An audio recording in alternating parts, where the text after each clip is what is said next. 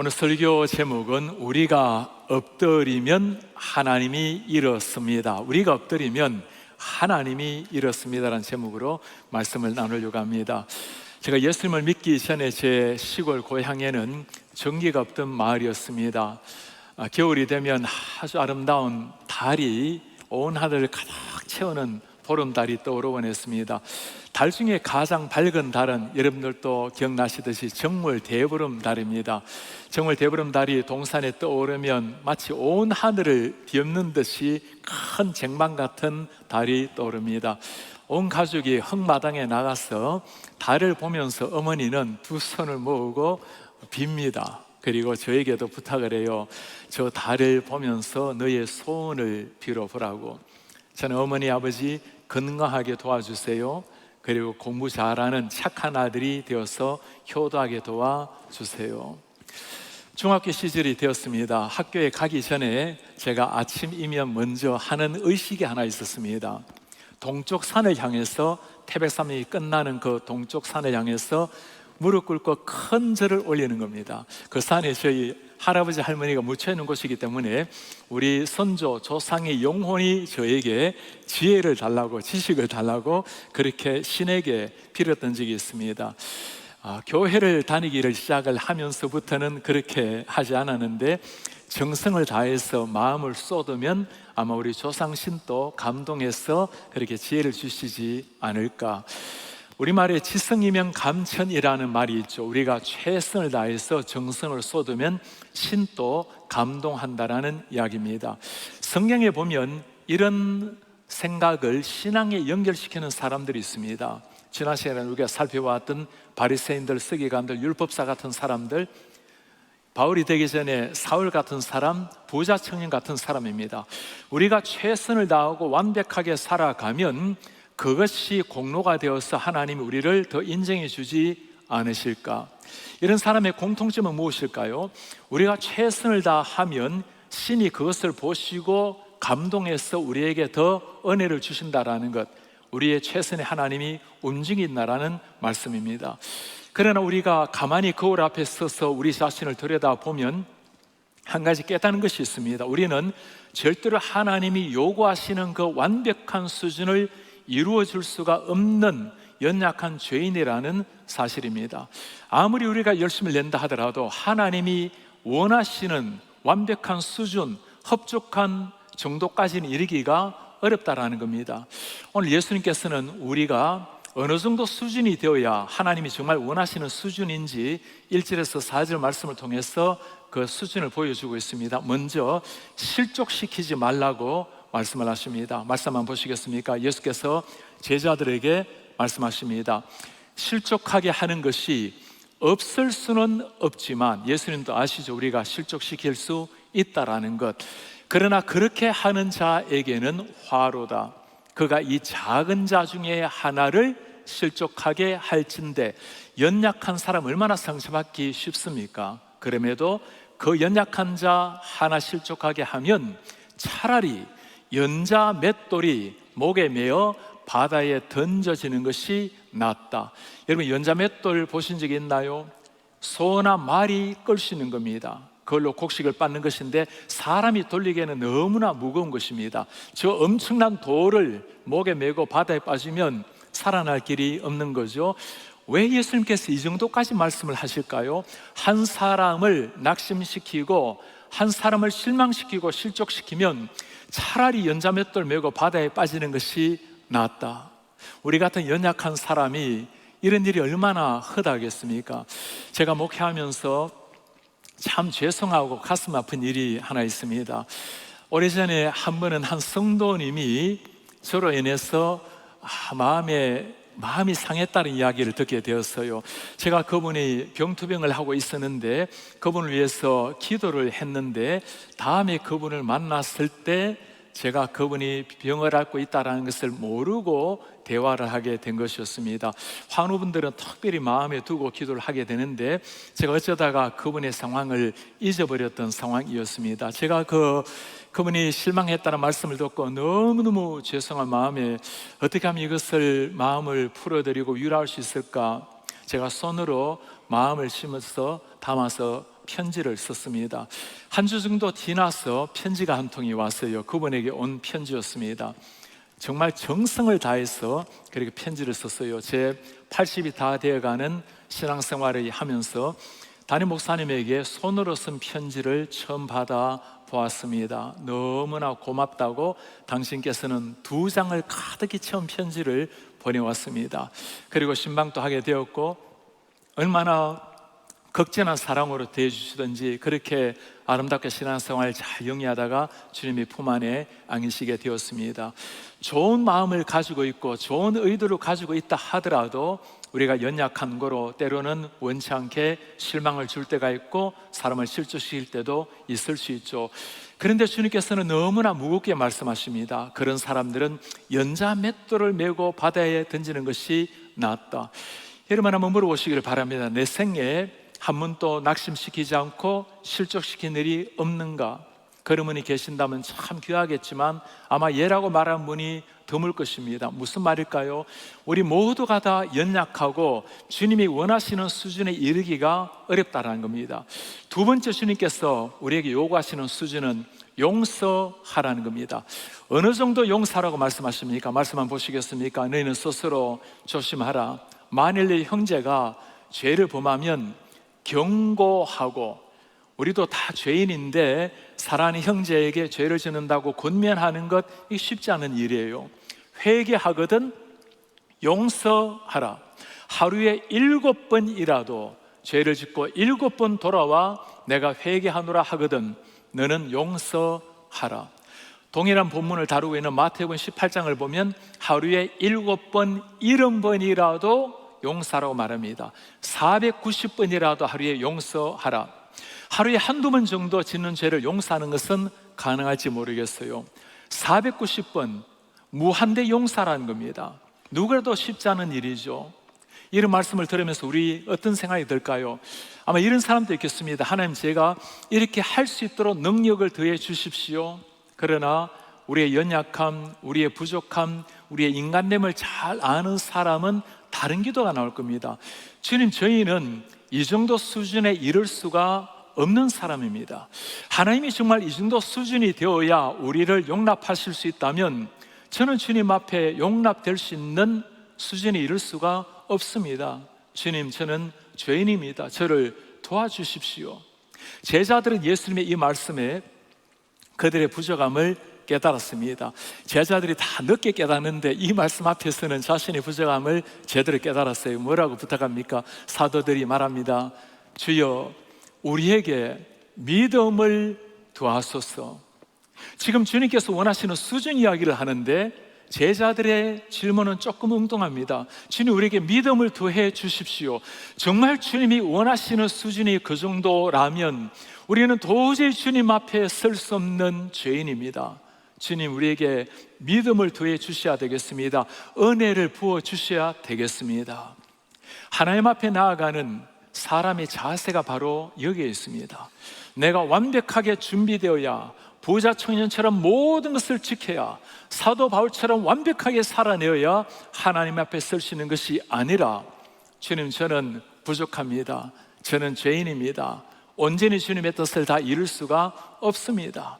주님 앞에 겸손히 엎드릴 때 우리 하나님께서는 오히려 일어나셔서 우리에게 찾아오신다는 말씀입니다. 이 믿음을 다소서라는 제자들의 질문에 우리 예수님께서 뭐라고 말씀하십니까? 주님께서 말씀하시기를 너희 가운데 겨자씨 하나일 만한 믿음이 있다면 뽕나무 들어 뿌리가 뽑혀 바다에 심겨라 하였을 것이요 그 뽕나무가 너희에게 순종하였으리라. 예수님께서는 믿음을 다소서라는 말씀에 약간 의외의 말씀을 하십니다.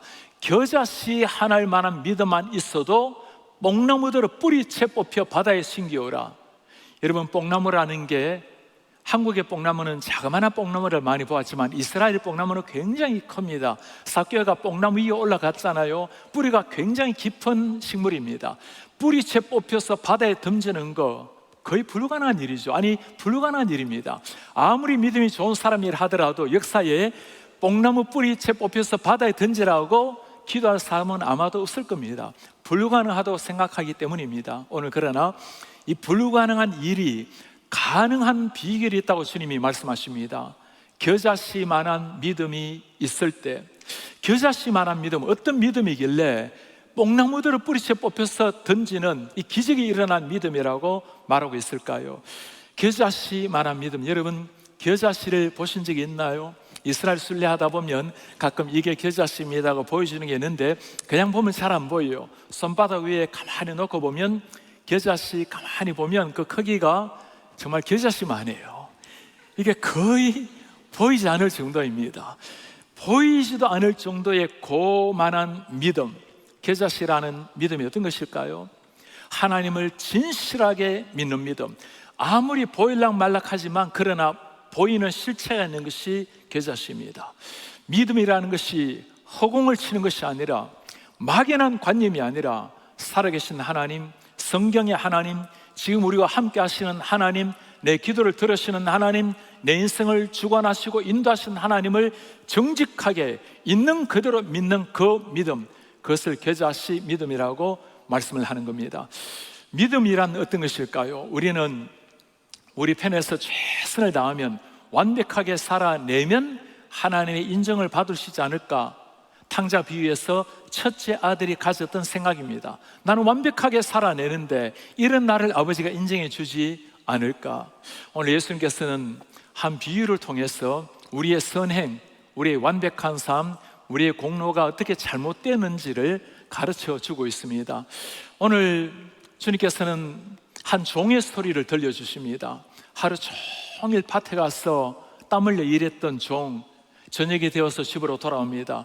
피곤한 몸을 제대로 씻지도 못하고 주인의 밥상을 차리고 주인이 밥을 먹을 동안 옆에서 수정을 돌고 너무나 차갑게 여겨지는 이 주인을 통해서 주님이 뭘 지금 말씀하려고 할까요? 주님의 말씀 한번 들어보시겠습니까? 명한 대로 하였다고 종에게 감사하겠느냐? 이와 같이 너희도 명령받은 것을 다 행한 후에 이르기를 우리는 무익한 종이라. 우리가 하여야 할 일을 한 것뿐입니다. 명령받은 것을 다 행한 후에, 일반적인 세상 원리는 무엇입니까? 이만큼 했으면 이제는 보답을 기다려야 됩니다. 그게 아니라는 겁니다. 모든 걸 완벽하게 행했다 하더라도 우리는 무익한 종이라. We are unworthy servants. 우리는 우리가 해야 할 일을 한 것뿐입니다. 너무나 차갑게 보이는 이 종의 스토리를 통해서 주님이 보여주려고 하는 것이 뭘까요? 우리가 의무를 다 행했다 하더라도, 우리 편에서 해야 될 책임을 다 행했다 하더라도 그것 때문에 보상을 기대하거나 그것 때문에 상응한 무엇을 얻기를 기대하는 것이 아니라는 겁니다.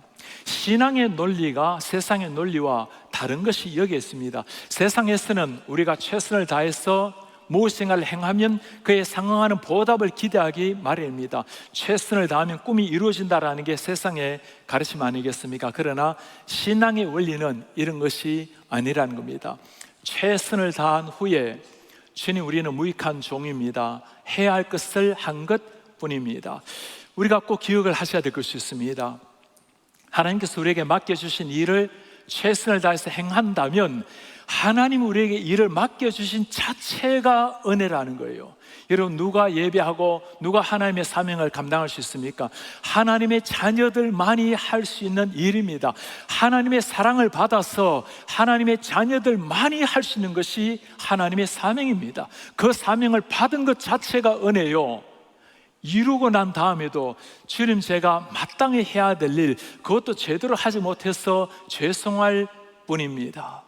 우리가 팬데믹을 지나가면서 한 가지 깨달은 것이 있습니다. 우리가 예배할 수 있는 것 자체, 모임을 가질 수 있는 것 자체가 하나님의 허락하시는 은혜라야 가능하다는 것을 보았습니다. 마음껏 예배하는 것이 우리의 선택이 아니라, 예배를 하러 해주는 것이 아니라 하나님께 예배하는 것 자체가 영광스러운 하나님의 은혜요, 특권이라는 것. 누가 예배할 수 있을까요? 하나님의 자녀들, 하나님을 아버지라고 부르는 사람, 하나님의 구원의 자녀가 할 수 있는 것이 진정한 예배입니다. 예배하는 것이 선택이 아니라 진정한 영광스러운 특권이라는 겁니다. 이제 순모임을 시작할 때가 되었습니다. 이미 기존에 순모임을 하고 계신 분들께서는 이제 하나님이 행하실 새로운 일들을 기대하면서 순모임에 참석해 보시길 바랍니다. 아직까지 순모임에 나오지 못하시는 분들, 다양한 사연, 이유가 있을 것입니다. 한번 방법을 찾아보시기를 바랍니다. 한번 하늘 공동체, 하늘의 아름다운 영적 가족을 이루어보시기를 바랍니다. 땅 위에서 진정한 가족이 누구일까요? 육신의 가족은 소중한 가족입니다. 그러나 하나님이 말씀하시는 진정한 영적인 가족은 누구일까요? 예수님이 말씀하십니다. 하나님을 사랑하는 자, 하나님을 경외하는 자, 하나님을 경배하고 하나님을 사랑하는 자가, 말씀에 순종하는 자가 내 영적 가족이라고 말씀을 하십니다. 땅 위에서 순모임은 땅 위에서 우리가 누릴 수 있는 진정한 영적인 가족이 되는 겁니다. 이번 주에 우리가 목회자 수련회 그리고 장로님들 수련회를 가지게 되었어요. 우리가 SENT 4년을 가지고 예배하는 교회, 그리고 전도하고 선교하는 교회, 원래는 함께 양육하고 교육하고 훈련하는 교회, 제자 세우는 교회, 그리고 내년에는 Together in Christ, 그리스도 안에서 하나 되는, 연합하는 펠로십을 가져서 일치되는 교회를 만들어갈 해입니다. 가장 중요한 것은 우리 가정이 하나님 앞에 하나가 되고, 순모임이 하나가 되고, 부수마다 하나가 되고, 온 교회가 하나가 되고, 좀 더 나아가서 우리 울타리를 넘어서 이 지역의 한인교회 하나가 되고, 한인사회가 하나가 되어서 온전한 연합을 이루는 것, 우리가 꿈꾸는 내년의 모습입니다. 아직까지 순모임에 나가지 않은 분들은 꼭 순모임을 통해서 진정한 영적 가족의 아름다움을 맛보는, 초대교회 공동체 기쁨을 맛보는 이런 순모임, 이런 결단이 일어나기를 바랍니다. 오늘 우리의 최고의 경건, 열심, 우리의 선행 때문에 하나님이 움직이는 것이 아니라면 정말 하나님을 움직이는 비결이 무엇일까요? 오늘 주님께서는 또 한 가지 사건을 통해서 정말 하나님이 우리에게 찾아오시는 대상이 어떤 사람인지 보여줍니다. 예수님께서 예루살렘으로 들어가실 때였습니다. 예루살렘이 어떤 곳입니까? 십자가가 기다리고 있는 곳입니다. 죽음이 기다리고 있는 그 예루살렘으로 들어가신 길, 너무나 찹찹한 마음으로, 너무나 아픈 마음으로 한 걸음 한 걸음 뚜벅뚜벅 죽음의 길을 걷고 있는 그 예수님, 저 멀리서 아주 비명 같은 날카로운 절규가 들려옵니다. 예수 선생님이여, 우리를 불쌍히 여기소서. 사람의 소리처럼 들려지지 않았어요. 마치 죽어가는 짐승의 그 울부짖는 절규 같은 소리였습니다.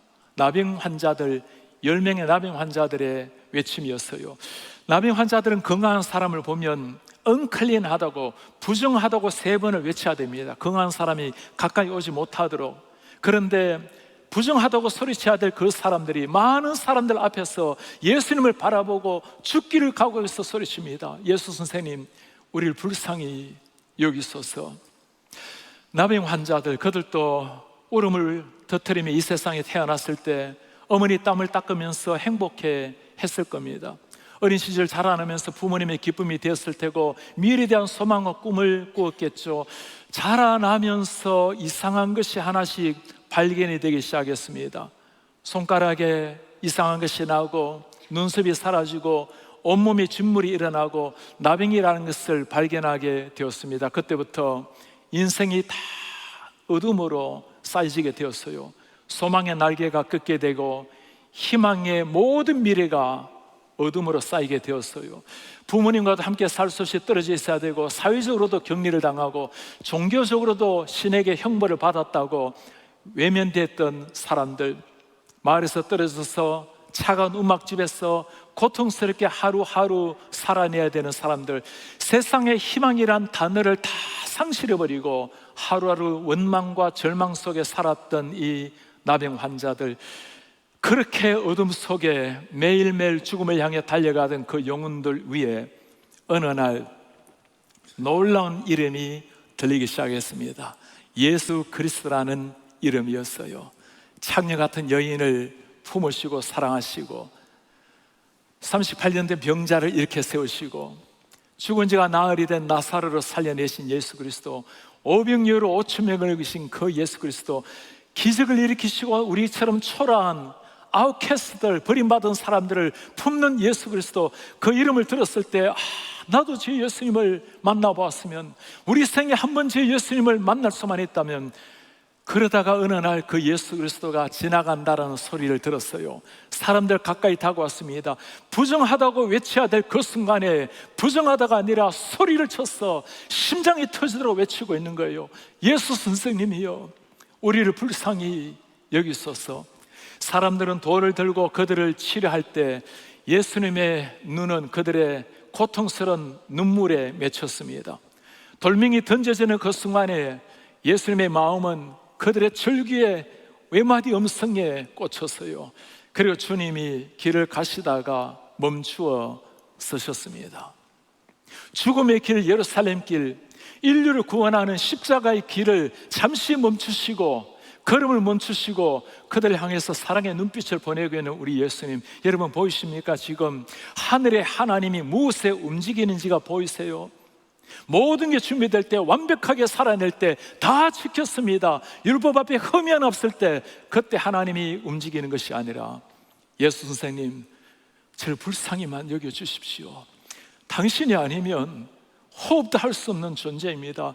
주님이 마지막 희망입니다. 무릎 꿇을 때 절망, 그 절망의 늪에서 당신만이 희망이라고 예수 그리스도의 이름을 부를 때, 주님 가시던 길을 멈추고 그들의 눈을 보았어요. 주님이 뭐라고 말씀하십니까? 가라, 제사장들에게 너희 몸을 보이라. 그들이 가다가 깨끗함을 받은지라. 와, 이럴 수가 있을까요? 나았다라는 정표도 없습니다. 약속도 없어요. 제사장들에 가서 내 몸을 보이라. 나병 환자가 나음을 입게 되면 제사장에게 가서 정서를 받아와야 됩니다. 가라. 아직까지 아무런 징조도 없고 약속도 없지만 이 나병 환자들은 그 말씀에 의지해서 길을 떠납니다. 순종함으로 나아갈 때 가다가 놀라운 역사, 깨끗함을 받은지라. 여러분, 믿음이 무엇인지가 보입니까? 믿음이라는 것은 하나님이 말씀하실 때 그대로 믿고 한 발짝 내딛는 것입니다. 우리 믿음이라는 것을 생각할 때 머리로 이해가 되고 입으로 입술로 고백을 한다 하더라도 내 심장을, 가슴을 뚫고 손발이 나오기까지는 생각이 너무 복잡해요. 미래가 어느 정도 예측이 되어야 움직이려고 합니다. 믿음이란 그런 것이 아닙니다. 바라는 것들의 실상, 아직까지 보이지 않지만, 나은 것도 아니지만 하나님이 말씀하셨기에 그 말씀에 의지하여 나아가는 것. 믿음이라는 것은 중요한 법칙이 하나 있어요. 믿음이란 내용 때문에 순종하는 것이 아니라는 겁니다. 그 내용을 말씀하시는 분이 하나님이시기에, 그 말씀을 하신 분이 예수님이시기 때문에 믿고 순종하고 나아가는 겁니다. 아들, 네가 사랑하는 독자 이삭을 바쳐라. 그거 순종해서도 안 되고 할 수도 없는 일입니다. 할아버지에게 고향, 친척, 아버지 집을 떠나라. 네가 가진 것을 다 버려두고 나를 쫓아라. 가서 창녀 같은 고매를 데리고 와서 아내로 삼으라. 오라, 물리로 걸어오라. 순종할 수 있는 일이 아니에요. 내용을 바라보면 아무것도 순종할 수 없지만, 그렇게 말씀하시는 그 분이 우리 전능하신 하나님, 우리를 책임지신 우리의 구원자, 내 인생의 주권을 맡고 계시는 주님이시기 때문에 우리는 순종의 이름으로 나아가는 겁니다. 그 순종으로 나갔을 때 어떤 역사가 일어났어요. 가다가 나음을, 고침을 받은지라.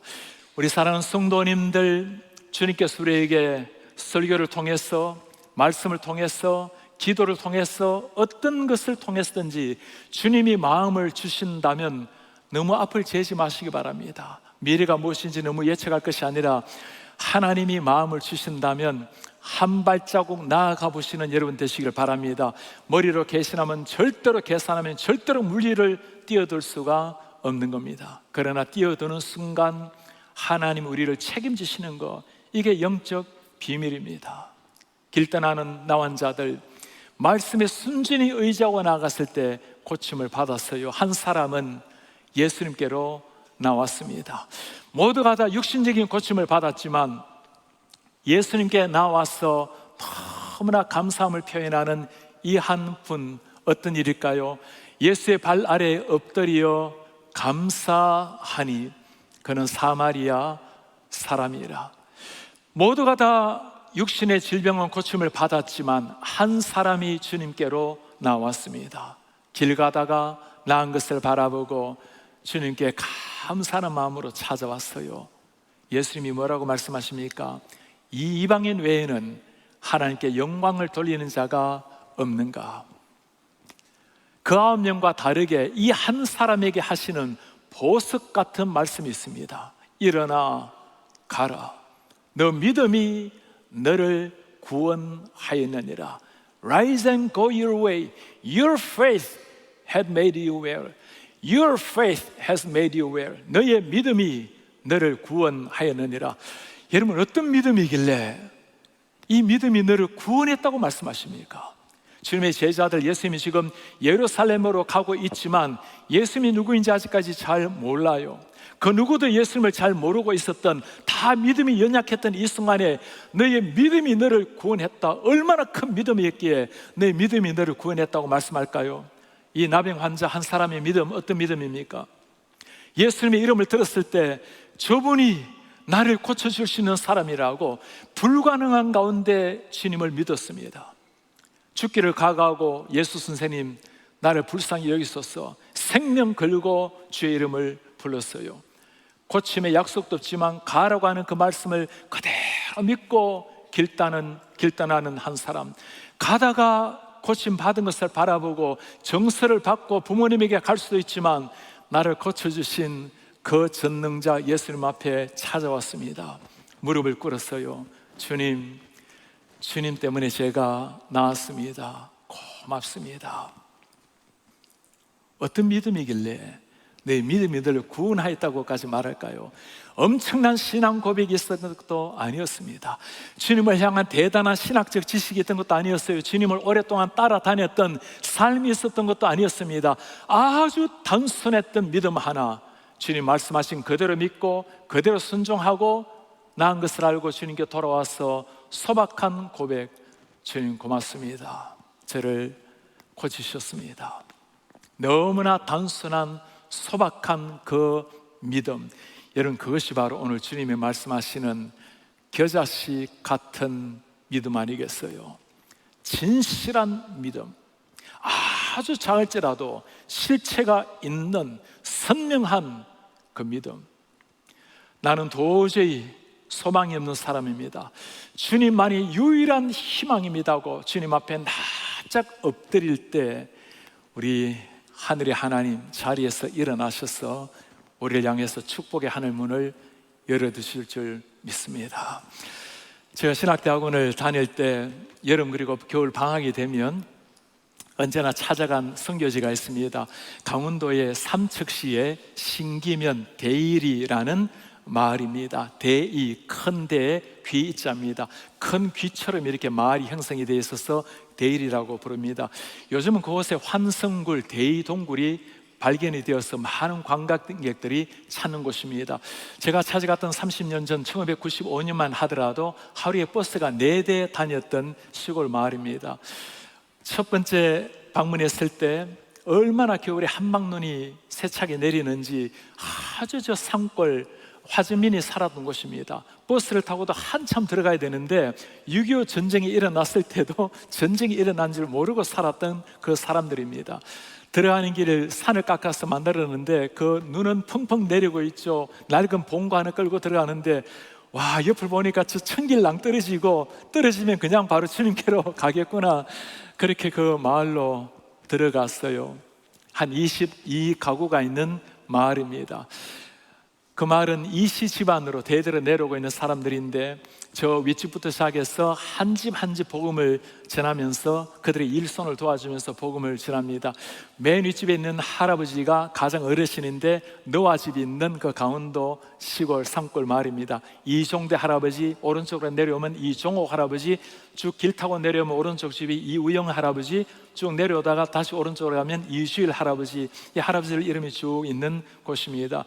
제가 그분들에게 예수님을 전하고 결신을 하고 또 6개월 후에 가면 또 다 잊어버려요. 또 예수님을 전하고 또 결신하고 또 6개월 후에 가서 복음을 전하고, 그분들 한 분 한 분을 복음을 전하는 것도 중요했지만 제가 꼭 가야 되었을 이유가 하나 있었습니다. 그 대일이 마을 이렇게 산천으로 흩어져 있는데 중간쯤 올라가다 보면 앞에 개천이 이렇게 흐르고 있어요. 개천 다리가 있고 오른쪽에 보면 그 덕촌 집이라고 간판이 있는 집이 하나 있습니다. 제가 가면 그 집에 머물렀는데 그 집에 김지은우라는 청년이 있어요. 21살짜리 청년이었습니다. 이 청년은 근육 디스트로피 병을 앓고 있었던 청년이에요. 어린 시절 초등학교 5학년 때부터 걷지를 못하고 결국에는 중학교를 가지를 못했습니다. 두 형제가 이 병으로 어릴 때 다 이 세상을 떠났어요. 21살이었기 때문에 이미 죽음의 문턱에 있었던 형제였습니다. 걸을 수도 기어 다니는 것도 힘들었던, 숟가락 하나 들기 어려웠던 한 형제, 아무런 소망 없이 절망의 늪에서 어둠 속에 살았던 형제입니다.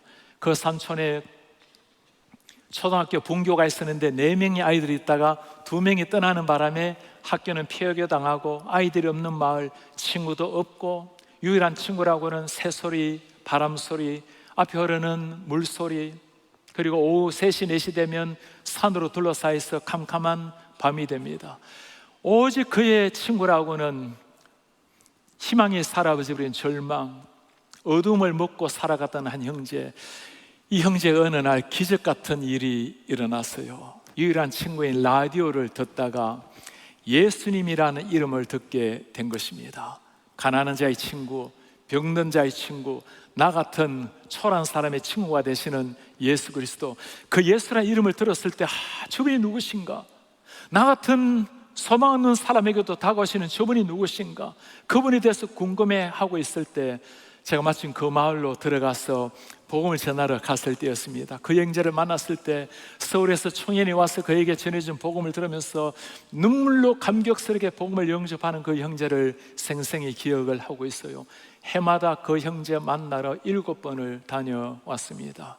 세월이 흐르고 미국 유학을 오게 되고, 그리고 한국 들어가서 그 형제를 다시 몇 차례 찾아갔습니다. 이제 미국으로 목회를 하러 오게 되었어요. 형제와 함께 전화를 나눌 때마다 그렇게 감격스럽게, 손가락 하나 움직이기 어려운 형제지만 너무나 행복하게 지냈던 형제. 그 조그만한 방에서 저보고 그 옛날 그렇게 말을 해요. 전도사님, 제가 이 방에서 이 방으로 기어가는 것이 저에게는 바다와도 같아요. 2010년도에 이 형제가 할 수 있는 일은 유일한 것 하나밖에 없었습니다. 하나님이 나에게 주신 이 은혜의 사랑을 나누기 위해서 시를 쓰기 시작했어요. 처음에는 손으로 힘겹게 쓰다가 이제는 손에 힘이 완전히 사라지자 컴퓨터 자판을 누르는데 그 누르는 하나가 얼마나 시간이 걸리는지 이제는 그것도 누르기가 어려워서 특수 장비로 이렇게 누르면서 시를 쓰곤 했습니다. 2010년도에 희망의 실타래라는 제목의 시집을 내게 되었어요. 희망의 실타래, 그 중에 희망을 지닌 자라는 제목의 시입니다. 도저히 희망을 지닐 수 없는 자였지만 주님을 만남으로 말미암아 그이가 노래하는 희망 보시겠습니까? 저렇게 산소호흡기를 끼고 하루 종일 살아야 되는 한 형제, 희망을 지닌 자, 햇살이 길게 누운 땅 위에 어둠 속 축축한 절망의 향과 그에게는 것이 절망의 향 이외에 뭐가 있겠습니까? 악마의 더러운 바람들 스며들어 지친 꿈을 잠재운다. 그렇지 않겠습니까? 그도 한때 꿈이 있었고 미래 소망이 있었겠죠. 그러나 지쳐버린 꿈마저 잠재워버리는, 노을 서치간 곳에 땅금이 내려와 눈 어두운 자의 의식을 덮는다. 희망은 눈 밝은 자의 것. 이 말이 여러분 실감납니까? 영원히 눈이 밝아 있다면 여전히 희망이 있는, 희망은 눈 밝은 자의 그 시기에 내게 고난 있어도 걱정 않는다. 꿈을 지닌 눈동자를 소유하고 있으니, 여러분 이 눈동자가 있습니까? 누가 이런 눈을 가질 수 있죠? 예수를 소유한 사람, 꿈을 지닌 눈동자를 소유하고 있으니 최선의 노력을 다하면 그뿐. 밤이 와도 뾰족한 어둠의 뼈, 그의 인생은 모든 게 다 어둠의 뾰족한 뼈처럼 그를 찔렀을 겁니다. 그러나 뾰족한 어둠의 뼈를 발라내고 두툼한 희망을 발라 먹으면 아침에 태양을 맞을 수 있음을 알기에 두려움 벗어버리고 용기만을 의식의 몸에 두른다. 용기만을 의식의 몸에. 여러분, 이게 다가옵니까?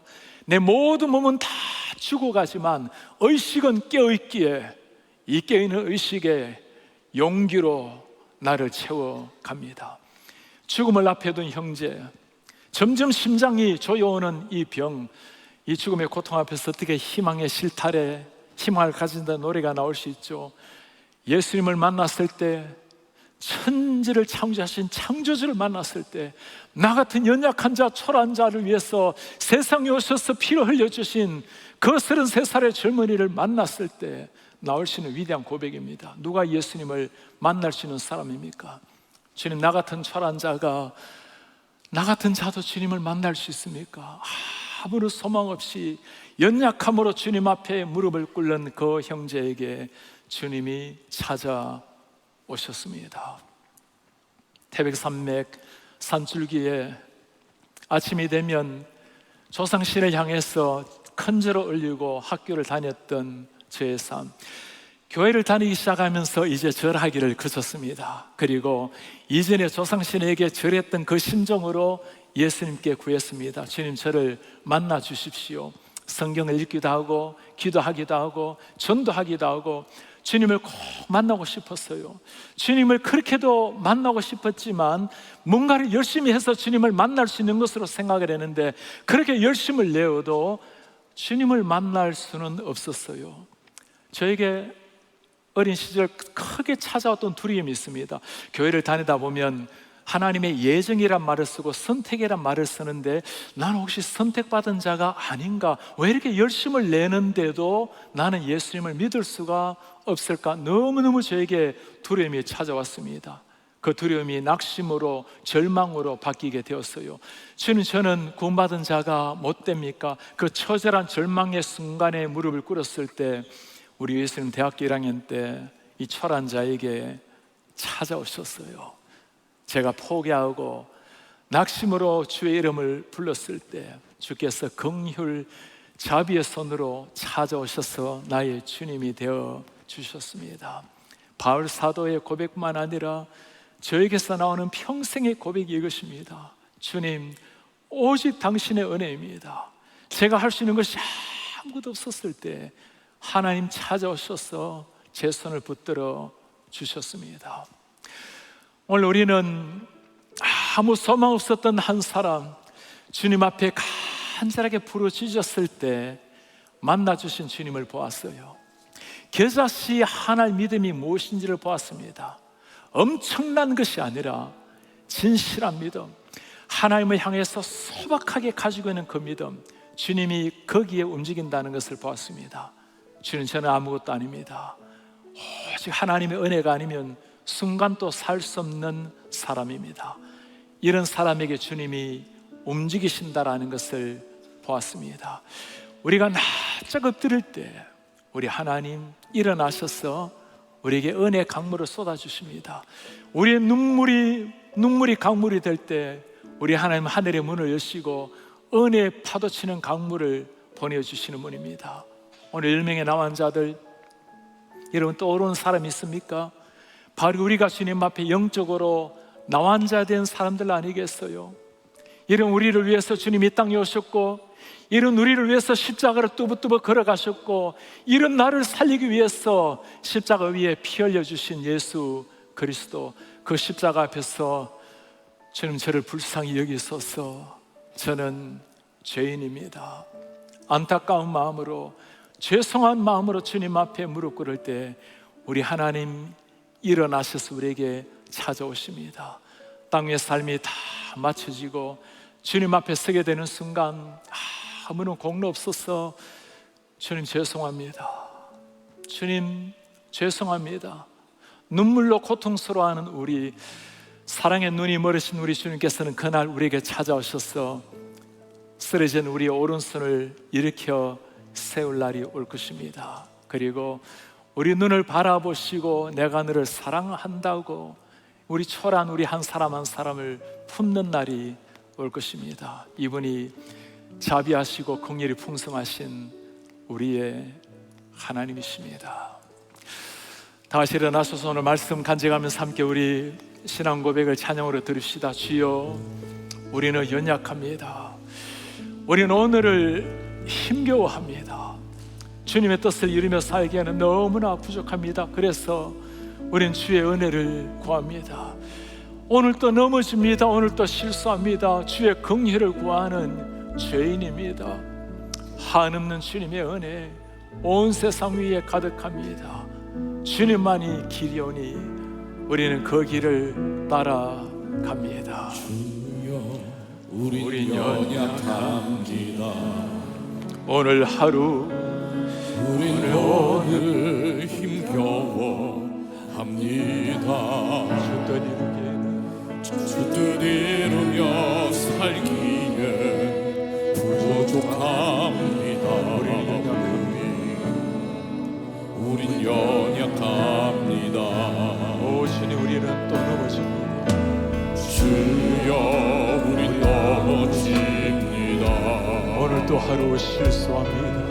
오늘 하루 또 실수합니다. 주님의 긍휼을 구하는 죄인, 주의 긍휼을 구하는 죄인입니다. 우리는 주님만을 바라보나이다. 주만 바라봅니다. 한없는 주님의 은혜, 한없는 주님의 은혜가 온 세상 위에 넘치나이다. 온 세상 위에 넘칩니다. 아릴 수 없는 주 영광, 아릴 수 없는 주 영광, 온 땅 위에 충만합니다. 주님만이 길이요, 주님만이 길이오니 주님, 우리는 그 길을 따라가나이다. 우리 그 길 따라갑니다. 그날에 우리를 이루실 주여, 그날에 우리를 이루시니 주는 완전합니다. 그날에 우리를 이루실 우리의 주여, 그날에 우리를 이루시니 주는 완전합니다. 이분이 우리 주님이십니다. 완벽하고 준비가 되었을 때가 아니라 주님, 우리를 불쌍히 여겨주십시오. 긍휼히 여겨주십시오. 주의 은혜가 아니면 한 발자국도 나아갈 수 없습니다. 주님의 자비의 날개로 우리를 덮으소서. 주님, 죄송합니다. 이런 눈물에 하나님이 걸음을 멈추십니다. 우리 기도합시다. 주님, 우리의 연약함, 부족함이 낙심으로 절망으로 끝나는 것이 아니라 그때 처절한 그 절망의 자리에서 눈을 들어 주를 바라보겠습니다. 주님이 붙드시는 손을 잡고 일어나게 하옵소서. 언젠가 이 땅을 떠나서 천국 앞에 서는 순간 감히 주님 앞에 무리도 들 수 없는 죄인입니다. 허물과 죄로 말미암아 고통스러워할 이런 우리를 당신은 그 사랑의 눈이 멀으시는지 우리의 손을 붙들고 내가 너를 사랑한다고 말씀하시는 주님, 우리가 그 주님을 만날 때까지 그 은혜로, 그 사랑으로 오늘 또 절망을 딛고 희망의 노래를 부르게 하옵소서.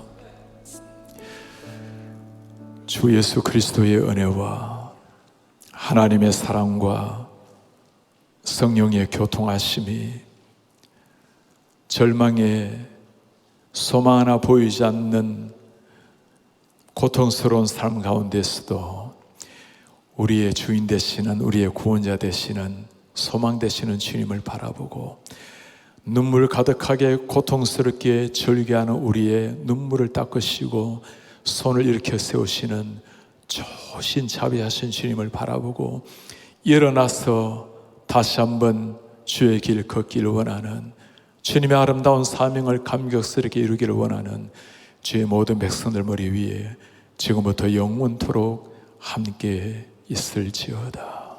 아멘.